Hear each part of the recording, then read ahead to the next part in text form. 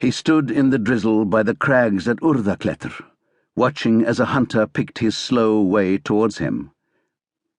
They exchanged polite greetings, their words shattering the silence as if broadcast from an alien world. The sun had not broken through the clouds for several days. Fog lay in a heavy cloak over the fjords, and the forecast was for falling temperatures and snow. Nature had sunk into its winter torpor.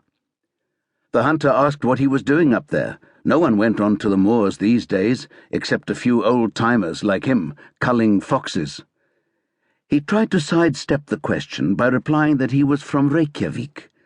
The hunter remarked that he had spotted somebody down at the deserted property by the fjord. That was probably me. The hunter did not pursue the matter, but said that he had a farm nearby and was out on his own today. "What's your name?" he asked. "Erlendur." "I'm Boas." They shook hands. "There's a sheep warrior living in the rocks higher up. A real pest. It's attacked a lot of stock recently." "A fox?" Boas rubbed his jaw. "I caught it skulking around the sheep sheds the other day. Got one of my lambs. Put the wind up the entire flock." "And you say it has a lair up here?"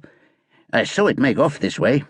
I've seen it a couple of times now, so I reckon I know where its earth is. Are you heading up to the moor? Don't mind if you keep me company." He hesitated, then nodded. The farmer seemed content with that. No doubt he would be glad of the conversation. He had a rifle slung over one shoulder and an ammunition belt and worn leather satchel over the other.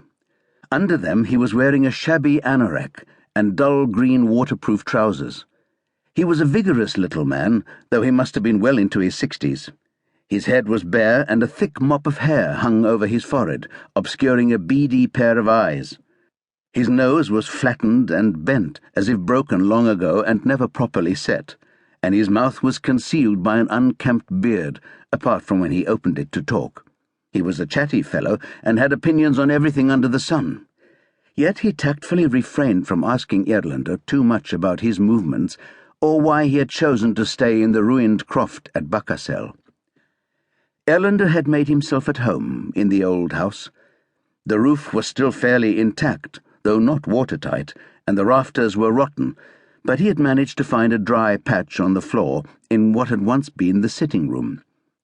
It had started to rain and gust a couple of days ago, and the wind howled around the bare walls, yet they did provide shelter against the wet, and he was cosy enough, thanks to the gas lantern which he kept on a low flame to eke out the canister.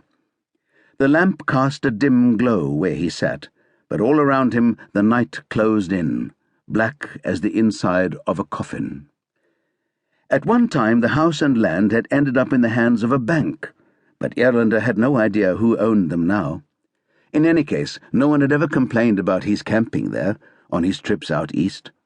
He didn't have much luggage. The rental car was parked out the front, a blue SUV, whose jeep-like appearance belied the heavy weather it had made of the drive up to the house. The track had almost disappeared, overgrown by vegetation that never used to be there. Little by little, nature was conspiring to merge the property into its surroundings, gradually obliterating all traces of human habitation. Visibility grew steadily worse as he and Boas gained height, until they were enclosed on all sides by milk-white cloud. Once they reached the tops, the drizzle gave way to light rain, and their feet left a trail on the damp ground. The hunter listened for bird calls and cast around for his quarry's tracks in the wet grass. Erlendur tramped behind in silence.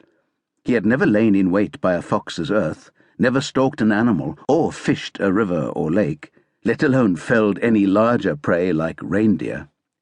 Boas seemed to read his mind. "Not a hunting man yourself?" he asked, pausing for a brief rest. "No. Don't mind me, it's the way I was brought up." Boas opened his leather satchel, offered Erlendur some dark rye bread, and sliced off a hunk of hard mutton pate to go with it. "I mainly go after the foxes these days, to keep the numbers down.